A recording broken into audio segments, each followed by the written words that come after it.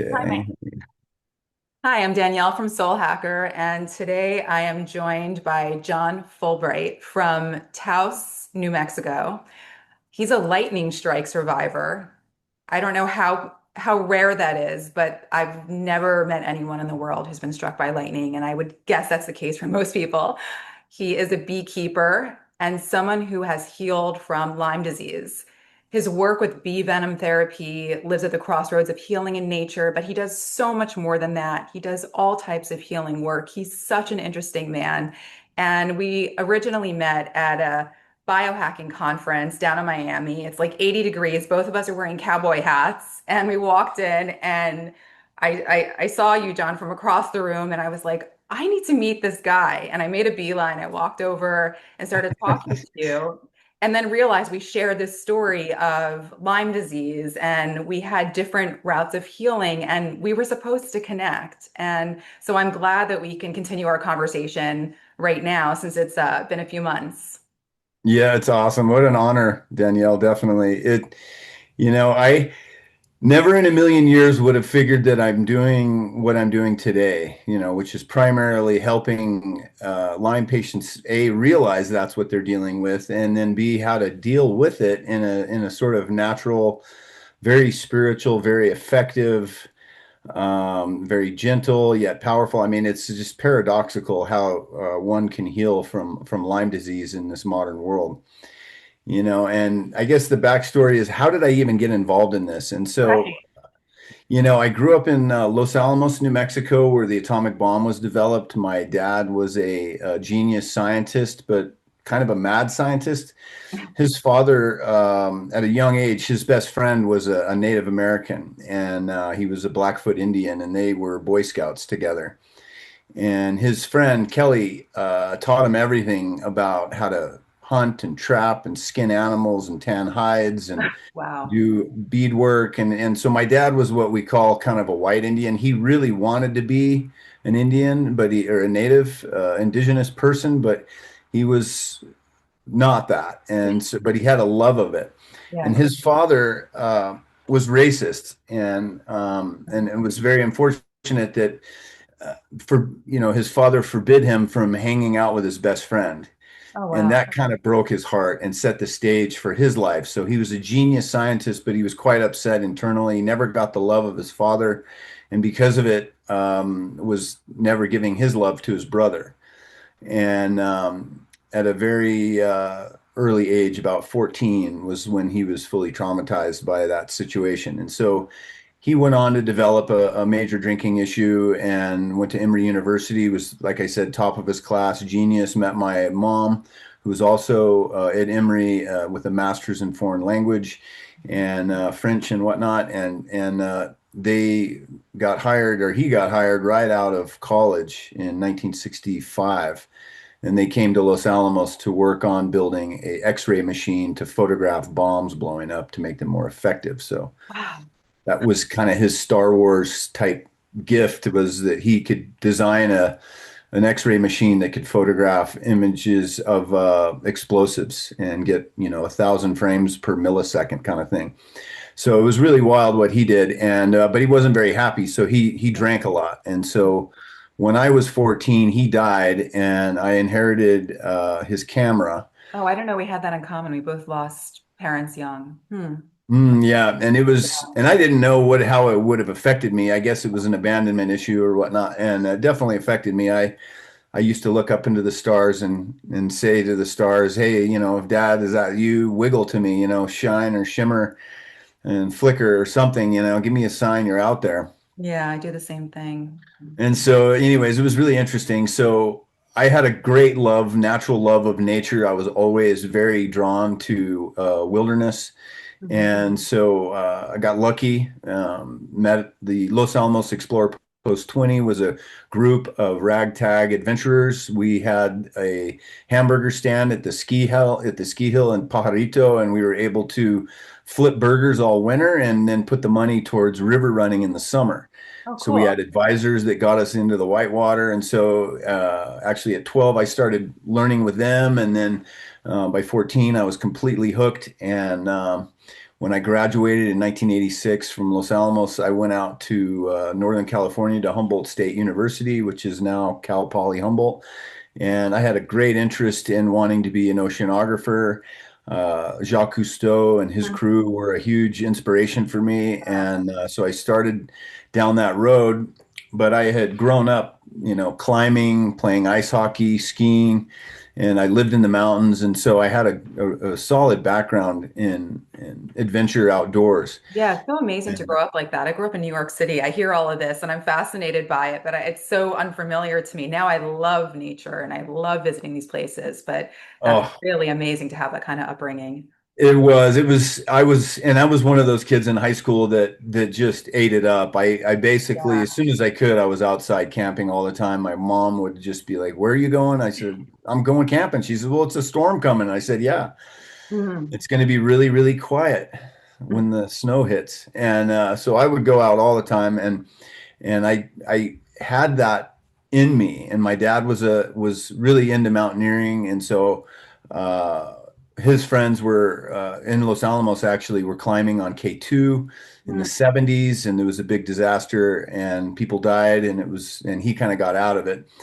But I continued on with it, and when I moved to Humboldt in '86, I was working as a guide on Mount Shasta. And then I connected with Electric Rafting Company, which was a legendary guy named Bill Wing that started Wing Inflatables, which turned into actually the first American company that actually supplies whitewater rafts or specialized military rafts or sponsons to the military. So Wing Inflatables has turned into a very American staple of the best water manufacturing boats, inflatable boats, and specialized stuff for special ops.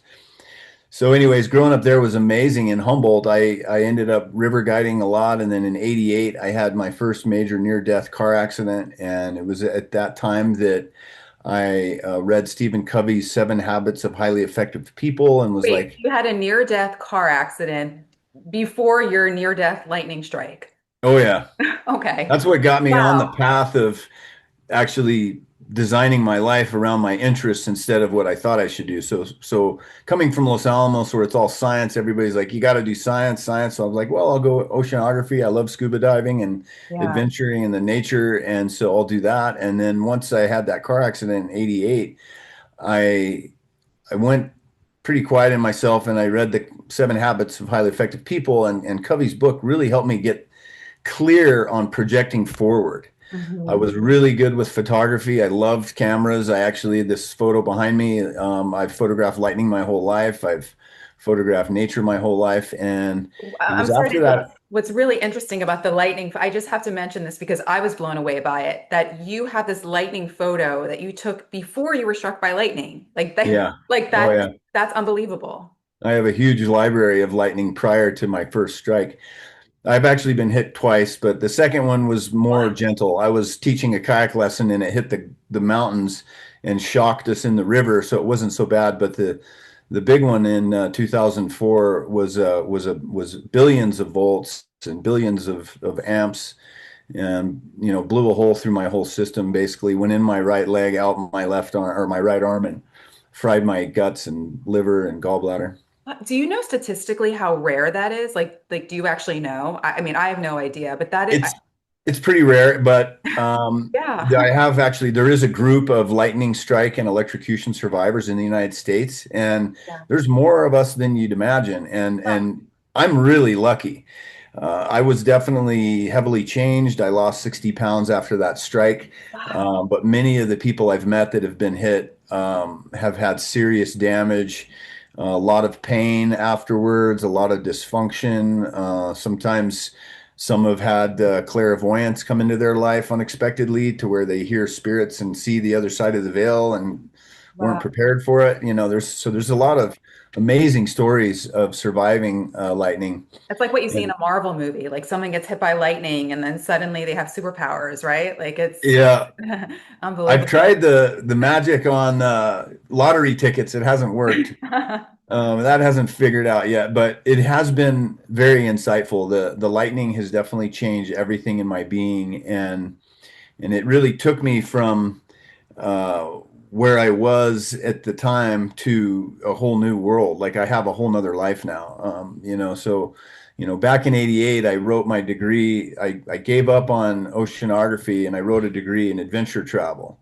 And I did that for 35 years until I was hit by lightning in '04. And it was at that time in '04 that I was seeking clarity about my real destiny, not about just my adventures, because adventures are great, but they're kind of shallow if you want to contribute something to the world. Right, And right, it's like right. I'd had a life of adventure and I really wanted to contribute something. And I see so many people suffering with alcoholism and depression Yeah. that I really wanted to stay in the trenches of humanity and see if I could offer any insights into structuring our lives to have success and to really look on our strengths and sort of like minimize the weaknesses we have and whatnot and get on to some contributions. And so it was really the '04 lightning strike in getting burned and losing 60 pounds and nearly dying. I was Um, developing empathy for how hard life can get. And it was in that time that my mom was suffering from dementia. It was just a few years prior. My brother had a dream to be an airline pilot, and he crashed in '94 after a very successful early years. oh my God. But he and one lady barely lived, and three were killed. And so that ended his career. Oh my And God. that was in '94. So I spent, from '94 to 2005 kind of caring for my brother. But my mom had strokes in around 2002, and her dementia was getting really bad, and I wasn't able to help her until about 2007. It took me a couple years to recover Yeah, wow. from the lightning. And then as I was recovering, I realized that her ex-husband was stealing her estate, and which would have been what I would have inherited, and so that was quite Oh shocking. my gosh. He Wow. was a Los Alamos bomb designer as well, also a very duplicitous person. And so uh, I got my first lawyer in '08, and by 2014, we had prevailed in the legal war to some degree. We had stopped him, but 90% of the estate was stolen and damaged and gone. And it was at that point that I was becoming fully disabled in 2014. Oh And my I God. wasn't sure why. And it was the stress event of all that legal plus this previous Yeah, lightning strike. right. And I got muscle tested by a kinesiologist. And he says, "Well, I hate to tell you," or she did. She said, "I hate to tell you, but you have Lyme disease and a bunch of co-infections." On top of all of that. Oh And I my thought, God. well, I said, "There's no way that is definitely." I said, "I haven't been bit by a tick since I was 12." Yeah. And I did remember when I got bit by that tick at 12 in Georgia that I got sick. And I'd had these bouts of crazy neurologic stuff Yeah. since, and I never figured out why. And I would have like occasional rash blowing up all over. I'd have this crazy body-wide rash that would come and go, and I'd have night sweats and lose gallons of water. And it was really around 2014 that I was losing vision in my left eye. I had had chicken pox at the age of Oh, 28, so I was actually suffering from internal shingles as well as Lyme. yeah. Oh my And God. so I became actually suicidal, and I where mean, we live, understandable. I mean, people don't understand the magnitude of Lyme disease. I've lived it too. I've had such neurological dysfunction, blurred vision, fainting spells, not even feeling like I had stability to walk around. Like this kind of stuff. You could be the most optimistic person in the world, but when you feel like your life is taken from you, it yeah, does make you feel like, what is the point? And yeah. I'm so happy that you're doing the work that you're doing because it's just, that's a lot. That is a lot. Well, Wow. it was definitely a semi load of crap to deal with. I mean, taking Yeah. care of my brother's been a brutal 10-year thing, now 30 years thing. He lives in our property. We have a tiny home for him, and he's still here. But my mom and dad have gone and to the other side. And it's interesting though, because of the Lyme, um, bringing me to my knees like that in 2014. And I had two children at the time, brand new baby, and another girl that was 4 years, 4.5, older. And uh, I literally had 50 symptoms, arthritis, Yeah. systemically, the rashes, the tremors, the dementia, the anger. Hmm. I was constant. I couldn't sleep. I was shaking all the time. Even if I was sleeping, I was shaking the house so I would sleep alone so that my wife could sleep. Yeah. And it was just really humbling to go through that. And where I live in New Mexico, we have a 650-foot bridge over the Rio Grande Gorge. Mm. And over the last whatever 30 years, I've become an expert in the canyon, whitewater kayaker and river guide. I've made a degree, had a degree in adventure travel, guided all over the world for years. Okay. And Wow. those skills have been there. I've taught swiftwater rescue for 20 years, so I'm very savvy with whitewater rescue. And with this bridge we have has a very low railing. It's become a suicide destination bridge. Oh So my. hundreds of people have come and killed themselves here. And then when I went to the bridge in 2014 Yeah. is I was asking myself if I was suicidal yet. And Wow. I stood at that bridge and thought to myself, am I going to jump? And I thought, man, this has been an insane legal war. I've got these two little kids. There's no way I can jump now, even though I wanted to. I wanted out of the pain. And I thought to myself, there's really no way out. The only way is through. And I'm going to get through this and I'm going to find a way to recoup the loss of the estate that would have come. And I thought I'm going to develop the resilience, and there's got to be a way to heal this Lyme stuff.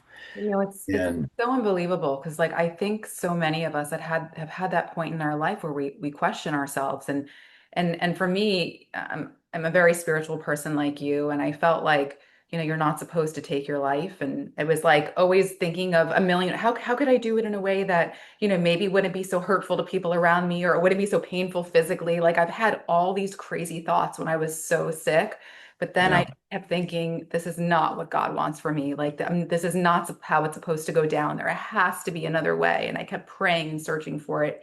And it seems like you went this direction. And then how long did it take before things started to open up and you started to find what you're doing now and how you're helping people? it was like getting hit by lightning again. It was crazy Wow. because when Wow. I was hit in '05, people asked me, what was it like in 2004? They say, what was it like to get hit by lightning? Yeah. And I had been I telling know. people for 10 years that it was like two bee stings. The lightning came out of the sky, hit the ski lift next to me in Bridger Bowl. I was walking in the summer Okay. after a storm, and I had asked the universe to put me on my path to my destiny. And the storm at 5 miles away, it was gone. I wasn't worried about getting hit by lightning at the point. But I said, look, I'm here to meet my destiny and I need some directions. And the only way I'm going to believe it is if you strike me. Yeah, that's like biblical. Like struck by lightning. Like that is beyond. Yeah. Like, some people get So a I, sign, they'll see like 1111 on their phone or something like that, but you get struck by lightning. Like that is well, and it's funny because insane. I was born on the 11th at Oh, 2:22 in the afternoon or oh my whatever. So God. anyway, it's Okay. 11s are like that with me. And Yeah, so yeah. so I literally said, please give me direction, strike me, and I'll believe it. And then wham, this bolt came out of the storm 5 miles away, hit the ski lift next to me on the wheels, and then at the bottom where the lift's bolted to the cement, a leader shot out of the bolt and right above the ground and came across the field into my right leg, and then it came out my right wrist right here on this bone, Oh my God. and then it shot into the yard right in front of me, and I was sitting there looking at this big red ball of light the size of a Suburban, and I just thought, oh my God, I'm having an audience with creation here. And I just Wow. sat there listening to my heartbeat with the buzz of the lightning. And then it shot out of my wrist about 1,000 feet uh, into another ski lift, a separate cable. Oh my So I God. fused together two ski lifts at Bridger, and and I was fine. I was standing there like, whoop. And my friend that was with me was blown to the ground and his ears were ringing, and I didn't even hear any thunder. I was inside the Thunderdome, so it was absolutely vacuum silent. And he was thinking I was dead for sure. And I was just squeezing like St. Elmo's fire out of I was like electricity coming out of me and bouncing away into the ground. And I felt fine. I felt kind of full, and I felt like I'd been stung by two bees. And Wow. so in the process of, I didn't even go to the hospital. I thought, well, what are they going to do? They don't, I feel fine. And I should have gone, because what they would have done is probably ran about 40 liters of IVs through me to get Yeah. rid of the burned minerals. So Hmm. I didn't even think about it. I just went on up to Canada and went kayaking. What? So you, And that's, wow, amazing. and it took a few months, and then all of a sudden my organs started shutting down. I couldn't digest. Oh my I started God. noticing, like, if I ate salad, it would come out the way it went in. I mean, it didn't even change Yeah. color. Like, I was not digesting, and I started Wow. puking a lot. I couldn't combine food. I lost 60 pounds, became Uh, super weak and frail, very nauseous and dizzy all the and you time. had the Lyme while all this is going on. It was all inboard, yeah, and it Oh was part God. of what was bringing it out, Yeah. Yeah. I and mean, the talk about stress event of the stressor legal that war. stress, like stress brings out Lyme symptoms, even if it's kind of Yeah. dormant. So I don't know what kind of stressor could be more aggressive than a lightning strike. So Well, the definitely. 8 year legal war kind of was part of it. Wow. So fast forward to 2014, I was disabled, I was super tweaked, and I had learned I'd had Lyme, and I just couldn't believe it. And so I got a blood test, and they did actually find it in the blood test, which is rare. Yeah, it is And rare. so what I did was, I wasn't going to eat antibiotics because I'd spent 10 years healing my gut from the Of lightning. course, I And know. Yeah. so I was very resistant to any of that. And the doc I saw said, look, you're going to be on antibiotics the rest of your life. This is just how it Wow. goes. And I said, well, thanks. Bye. Yeah. I just searched everywhere in the world. And in my search, I read about bee venom, and I thought that's ridiculous. And then somebody said to me, they said, one of my friends here in Taos said, look, there's a woman in Santa Fe that does this ancient method called Hoshindo from Japan, that's Mhm. acupuncture with honeybee stingers. Ugh. And I just said, no, what is a bee going to do? I mean, that is ridiculous. Well, it And the sounds crazy crazy, if you're not familiar with it, but well, yeah, I was like, this is a modern disease. This is a yeah, very deadly disease. yeah, And I just thought, there's no way a bee is going to take care of this. And just out of financials, I was very nervous. So I looked at doing IV therapy, yeah. and I called a clinic in Arizona. They wanted $300,000 for 9 months of IV, What? and they don't take Wow. insurance. And And and so no I'm one takes like, insurance. God, it's terrible. yeah, and I'm like, well, I got to do IVs because I have no, my gut's fried from lightning Yeah, anyway, and I yeah. can't trash it, what's left of my immune system, with antibiotics. So I just went to Santa Fe and tried it, and oh my gosh, it as soon as my teacher stung me lightly, I started crying, and she's like, what are you weeping for? And I said, this is what the lightning's been trying to tell me for the last 10 years, is that I Wow. need to do this. And so I Oh, literally, 5 minutes into the treatment, I could feel myself recovering. My nervous system calmed down. I felt like I was warm instead of gray and cold. I wanted to go. I was like not averse to cold. I wasn't shaking. I wasn't nauseous. I started feeling energy. I was just wow. like, I was blown away in the first few seconds. What was it? Was the treatment itself, was it painful? Not at all. She was using this ancient method where, instead of taking a bee and stinging you, Okay. he pulled the stinger out of the bee and did acupuncture. Oh, that So sounds it was so just much like, oh, better. that's So a much little itchy. That's a little itchy. better. Oh, and it was like everywhere. She was treating me all over. And back and forth, both sides of my body. And then at the end of Wow. she was like, she had used three stingers. And I said, look, I need a lot more. Mm. And she said, okay, we don't normally use more than three stingers per treatment in the beginning, with just a few points. I ended up begging for an hour, continuing on, and we did almost 20 bees. But I knew I wasn't going to react, because I never react. I've been stung in the throat on my motorcycle in the Oh past, my and it was God. just, so I Wow. was like, I can take it. And I finally said, look, sting my head.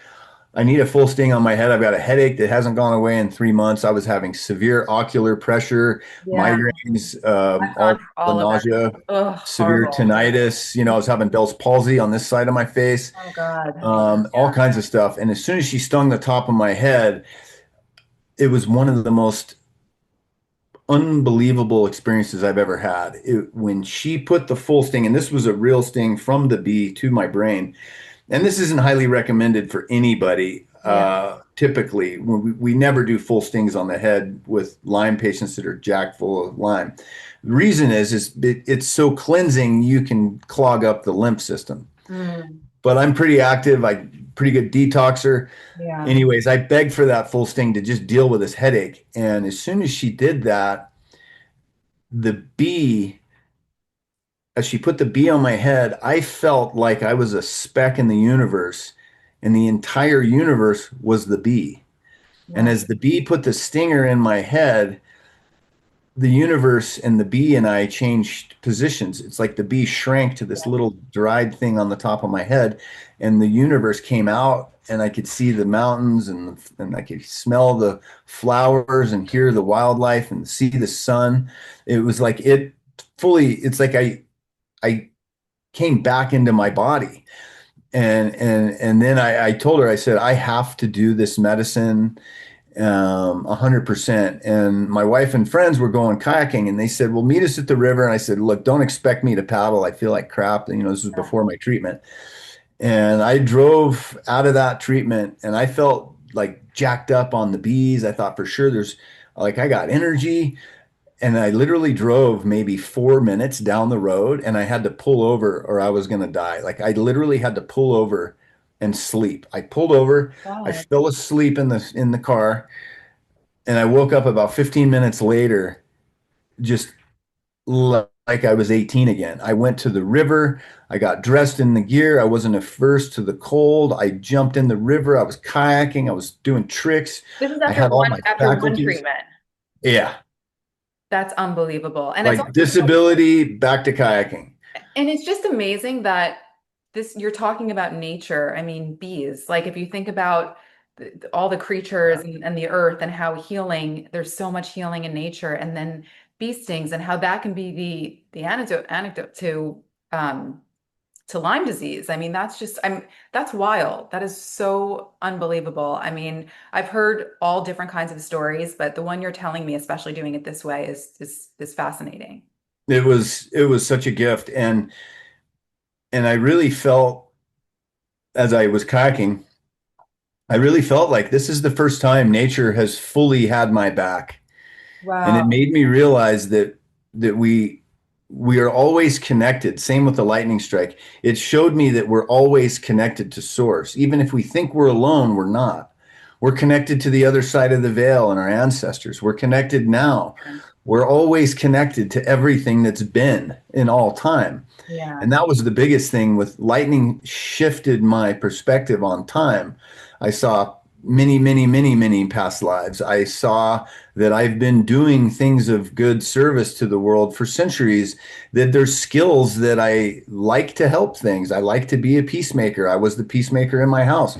I took care of my dad and my mom before they died. Same with my grandma and my aunt. And then I still take care of my older brother. It's just part of life, right? So it's been an amazing journey. And I never in a million years would have imagined that I'd be doing what I'm doing. But because it was so effective in changing my life and restoring my nervous system, and one of the biggest things that I'll never forget was when that first day I went kayaking after being disabled, that as I got undressed, I had that waterproof splash top, made for kayaking, a dry top, they call it. Yeah. And I actually had a nice one called a dry deck. So it's one piece that you take on and off. It keeps the boat dry inside. Well, as I finished the 2 hours of kayaking from hadn't paddled in 2 years, had too much vertigo. I was out there feeling no vertigo at all, doing tricks and flips and spins and just loving life. And I started to get my gear off. And as I took the gear off, my eyes were burning from the smell. And I was like, what is in my gear? And I literally asked my friends, did you guys dump ammonia in Mm. my equipment. Is it somebody put Windex in here? Like, Wow. what is the deal? Like, I had never smelled anything so vile. And then I was like, man, that must be coming out of me. Right. I was wondering if And you're detoxing from the lightning or from any of that coming out of your body. the bee venom was releasing these liver toxins and the Lyme stuff. Wow. And it took me 2 years to figure it out because I went every day. I felt so good that day. I called my teacher that night and I said, look, I need to, she was leaving to Scotland to lecture. So I said, look, when are you leaving? And I said, I'm going to see you for the next 11 days straight or 12, 10 days. So I did 11 days, about 20 bees a day, Wow. which is a huge amount. Most people Yeah. can't take that. Most people don't detox that fast. So I do Right. Of not course. recommend doing what I did. Yeah. But we do go as fast as you can detox. That's one of the big things with Lyme is that everybody's different. It doesn't work for everybody. Right. Some And that's what's so people will have liver interesting. issues. Right. It's like, for you with the bee stings, and I've heard very good things about it from a lot of people. And then it's like my path with Lyme disease, a lot of it came from down regulating the nervous system with Tai Chi and Qigong. Some people will try that and they feel nothing, So it's Yeah. interesting how our bodies, maybe our biology is different, that some of these therapies can be so effective for one person and then another person maybe a little bit, but maybe they don't have the exact same experience that you've had. Oh, yeah.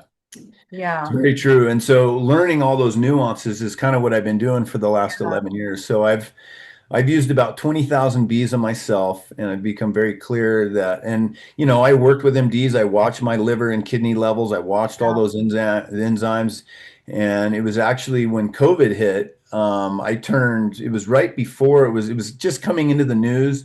It was Yeah. March of that year, and I definitely felt like something was attacking my lungs, Mm. and I did 10 bees on my chest. I had turned yellow like a lemon. And once I did the Oh bees, my God. it cleared in 24 hours. And Wow. that was my first round of COVID.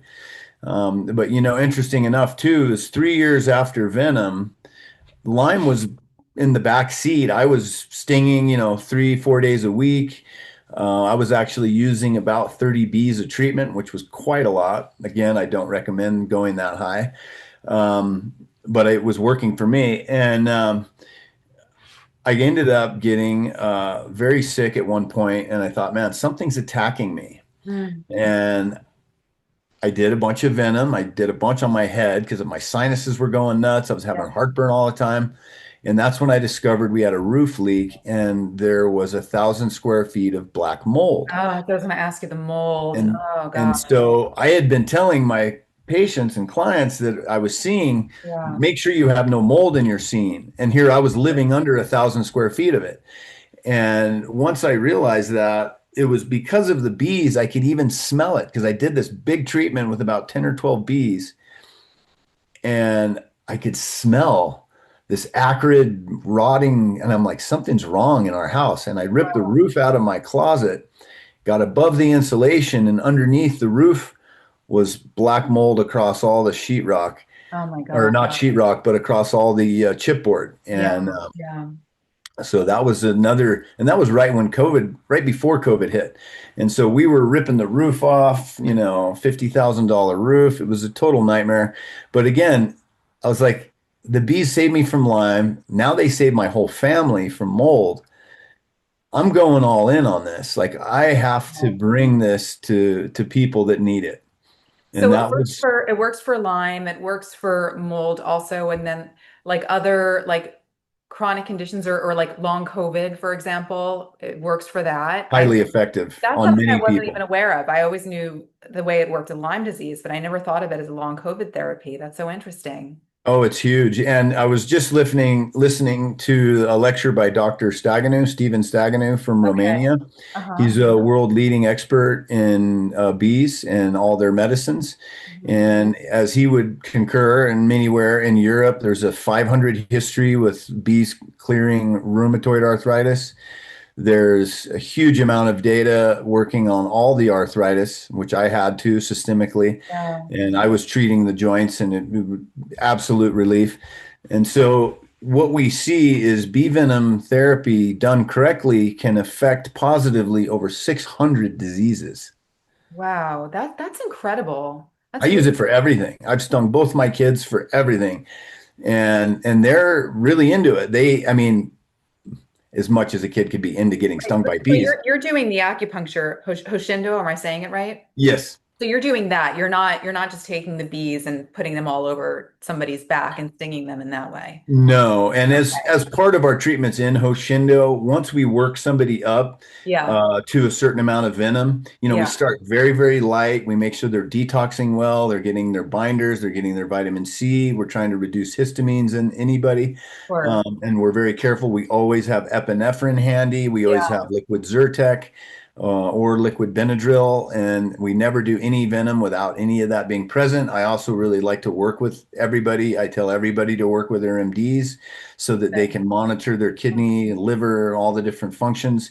Also minerals, electrolytes, everything's really essential there. And that was a big one for me actually, is the lightning really helped me see that once you get barbecued like that, it's really the stomach and the spleen that pull minerals out of the food you eat and put them in your cells. And so, learning about trace minerals and fulvic and humic minerals, learning about how to detox, learning how to about bring in new minerals, Yeah. so much of this is very complicated. And one of the big ones, though, with bees is that some people can have liver issues from the venom.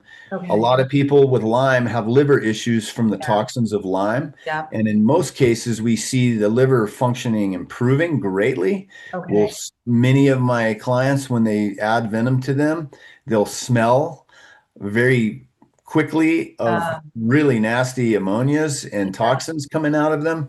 And I've talked to many cancer specialists about this. They found that they didn't really know how the venom, putting it in the skin, would open a pathway for the liver to clear through the skin, That's amazing. but it needs to be studied. And that's where my goal is to get this not only studied nationally and internationally, because Lyme is a global issue, Yeah, with absolutely. estimates being at 1 in 7 in the northern hemisphere suffering from one of 130 different infections from a bug bite or spider bites. I mean, I have patients that have gotten Lyme and other co-infections from black widows, brown recluses, so it's not just ticks.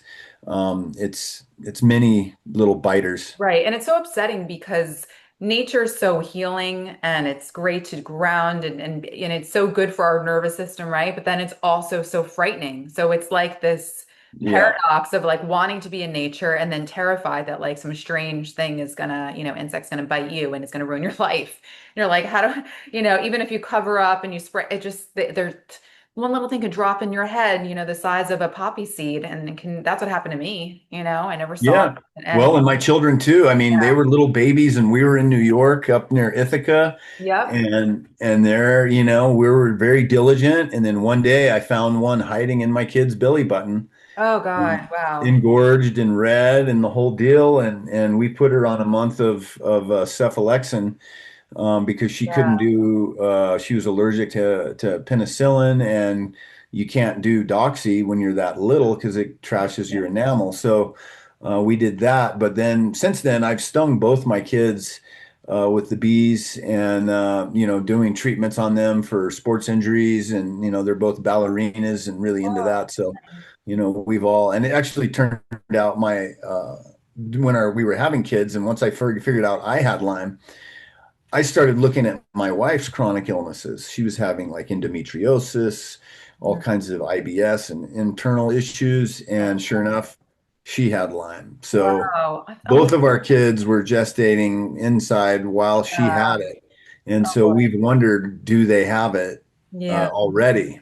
Yeah. And so, I mean, but honestly, because of the bees, I'm not that worried about the ticks. Now, there is the new alpha gal that's coming Yes. out. And Yes. then now there's a very new one. I think it's called Congo hemorrhagic fever from Africa that's made Mhm. its way into Europe. Yeah. And I know there's some scientists working on an MMR or I mean, mRNA vaccine yeah, or mRNA vaccine to stop that hemorrhagic fever because it's already in Europe and oh spreading God, rapidly. terrifying. So are you doing like retreats or anything like that if people want to come and let's say experience this with you? Because there's not a lot of people that are doing what you do. I know a few, but it's not like it's so commonplace that you can just like look up bee venom therapy and find somebody within, 1 hour of where you live. So Exactly. Now, there's a few things out there that are, there is some groups on Facebook yeah. about, healing Lyme disease using the bee venom therapy. Mhm. Many of the protocols that are out there, I would say they're good because it's bees, Yeah. but the challenge with some of the protocols is they're not always very customizable to each individual. Mhm. And because the Hoshindo method is based on the five elements and the Yeah. pulses of each of the organs, and the symptoms relate to the organs, like in my case, after lightning, I was basically scorched earth and I wasn't bringing in new minerals. So all my ligaments were getting stretchy and I was really struggling in huge ways with electrolytes and muscle cramping and mineral Oh, deficiencies. wow. So the Chinese medicine, the roots of Chinese medicine, the Hoshindo Japanese medicine, it Mhm. all came from the ancient Tao. Yes. And it's in studying that since 2000.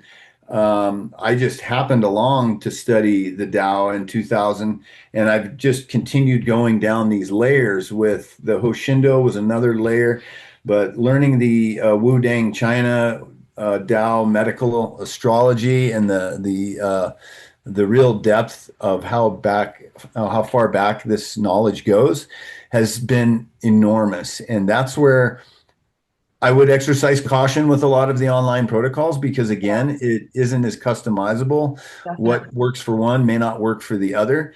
But also In TCM. Hoshin, we do full sting therapy along with the micro stinging. But Yeah. again, it's about being consistent so that the body can get used to the venom.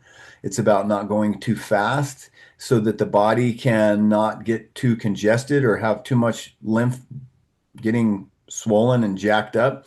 So Yeah. we like to go as fast as the body can detox, but that you have to be consistent as well. You don't want to go every day because then Yeah. you have too much cortisol. So it's kind of like this very customizable per person. So I do retreats, I do intensive trainings.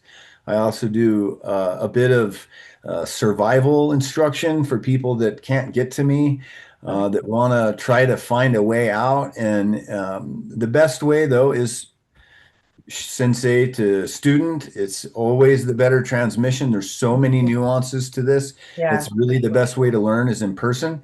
And so what we do is we get groups. I've got groups forming all over the world now, Great. where once they have enough people to come and collectively get several treatments in a week, then I'll fly to those regions and I'll help a group of people. And then we're also mentoring them on how to keep the bees and so Okay. that they can raise the medicine and have hives. So I've been connecting beekeepers with patients and patients with beekeepers, but I'm also connecting that to like cafes because that's where everybody likes to go anyway. And when you can Yeah. get cafes producing local honey, those beekeepers are then very friendly to me with bees for patients when I'm getting them contracts for their honey sales. So Right. it's just turned into this neural network of beekeepers helping patients, patients helping each other, and everybody's learning to keep the bees. And it's. I mean, like I said, I could never have invented this idea in a million years. It's just by accident. Like I didn't want to do this, but Right. I felt I had to. It's so It just, amazing. Like our paths are different in terms of healing, but both of them link back to traditional Chinese medicine, like TCM, five elements, like all of that. Mine maybe is more movement and working on the meridians and a lot, but it's still it goes back to this ancient wisdom that we both have applied in our lives for our healing. And I bet you they complement each other nicely too. Someone who is oh, doing they do. the deep Qigong venom and therapy and then someone and then continuing to downregulate the nervous system with the qigong and because even for me it's not like or someone that I work with it's not like you learn these practices you do them for a month and then you stop. No, if I didn't continue every day consistently with these practices, I'd Yeah. probably have a resurgence of symptoms. So it becomes a part of way, like a way of life. But I could see that the merging of both seems like it would make so much sense. Oh, it really does. And you know, Yeah. the methods that I've utilized to heal, like the Ampuku is a Japanese internal organ acupressure with breath, and that came from the ancient Tao priest 10,000 years ago. Yeah. In China, it was referred to as Ong Mo. Mm, And then it became Ampuku, and the Japanese, they made it their own, and they've not forgotten it and made it incredible. And that was a huge detoxer for the gut and for the emotions that also hold us yeah, into stress. And definitely. then with Master Chen and Wudang China, being able to learn the Tai Chi and the Qigong, that's Yeah. cultivating inner energy and inner calm. And that again, I owe these practices my gratitude. And that's why I work and serve these methods, is because it gave me the resilience to survive the suicidal Yeah. reality I was in because of the suffering. And and because of it, I now work a lot with the suicide at the bridge. I go and do many recoveries. I've been teaching the sheriff's department the nuances of swiftwater rescue so that we can get these bodies safely back to the families, if Wow. possible. Some have been lost in there forever, and we still look every time we go, but it's become one of these things. And just recently we had this year, we've had 7 suicides before January, and now the state of New Mexico has committed $8 million to upping the rails to make it God. more difficult. Yeah. And really, it's suicide ideology is what needs to be treated, not necessarily the bridge. But in this Exactly. case, it was just too accessible where you could just jump Yeah. right over. And so we're trying to make that a little bit more resistant to the ideas to give people a stop, because guaranteed most of them are going to regret it once they leave the rail. And if we can prevent that, well, then they're here and we can at least continue on in this process of serving humanity, because it is survivable, the suicide stuff. It is something that if you can address the root cause of where this thinking's coming from, and many times it's disease, Right. And if you they can know. actually gain hope by seeing that someone like you has been in their shoes, I find that people that I work with too, they never believed any kind of healing was possible. And even when they speak to a doctor who intellectually understands what the illness is, but they haven't lived it and they feel like, how do you know what I feel like in my body? But when they talk to someone who's come out the other side, it's so much more human and they just then they start to, maybe I can get better, maybe it is realistic. And I think they just need to feel that hope. So it's so beautiful what you're doing. How do people get in touch with you? Um, The best way to get hold of me is Facebook. I'm on there, John Fulbright, and I'm also on Instagram, John.Fulbright. Those 2 ways. I do have a website that's getting finished, but I've been so busy and I haven't launched that portal yet. It's about to be launched, and that'll be out there, but I'm pretty available. It's one of these things that I make myself findable because there is so many people suffering. I can go pretty much anywhere in the US and say, does anybody know anybody with Lyme disease? And hands are going up all over the place. And yeah, there's no lack of people in need. It's really addressing the reality that, hey, there's more than one way to fix this. And like you said, I think probably the most important and one that I would like to help MDs with is recognizing it, because now I can spot Lyme 100 yards away from symptoms, right. and I see it all the time. And I've helped, dozens of people get that positive test they were looking for. Mm, And but the big one is really, like you said, being able to be open enough to when you talk to a client, they can tell if you've been there by yeah, whether or not you gaslight them. a hundred Like, percent. I mean, I told my doctor, I said, my skin feels like there's glass in it and Yeah. it's flipping over. And they were like, They're like, what does that mean? you need psych meds. Yeah, Like, yeah. you're crazy. The symptoms are so bizarre. It's hard to put them even in words of what you're feeling. Like it just Yeah. yeah, it's like just being in total hell. And no one, and I always say like you don't get it until you get it. It's just it's one of those things. But I'm so happy that you're doing this work and now I can share and people have access to get in touch with someone like you or maybe someone that's close to them that does this type of work. But thank you so much. This has been so informational, even for me. I kind of knew about the work that you did, but I definitely Uh-huh. learned more with our conversation. So, Well, and one final point is one yeah. of the things that's been emerging for me, which I never expected, was I have patients calling me to explain this to their parents because Yeah. I have friends, okay, out there. I have single moms out there stinging themselves in the closet because their parents think they're crazy. Um, And they have young children exhibiting the same symptoms of Lyme that they're working on with the bees, getting good results, but their parents think they're crazy, want to take their kids from them oh, and put them in a psych ward. And so they're asking me, will you talk to my parents? And I've been having great success talking to these parents and saying, look, your child is in major need of help. And yeah, this is the kind of help that can get them relief. And you need to understand they're not crazy. And just those little conversations have been helping immensely. I just got a call back from a good friend who's just like, I don't know what you said to my mom and my dad, but they are supporting me to get through this now. They don't think I'm crazy. You right. got through to them. And so it's like, it really is an emerging reality for many of us, and so I just am so excited that we're in the club. I did a post a few weeks back about how grateful I was to Lyme disease, and Mm, people were like, what are you crazy? And it's kind of like, well, if it wasn't for the Lyme, I would never have used bees to heal, and I would never be doing this. that is so true. It is And so so, I true. mean,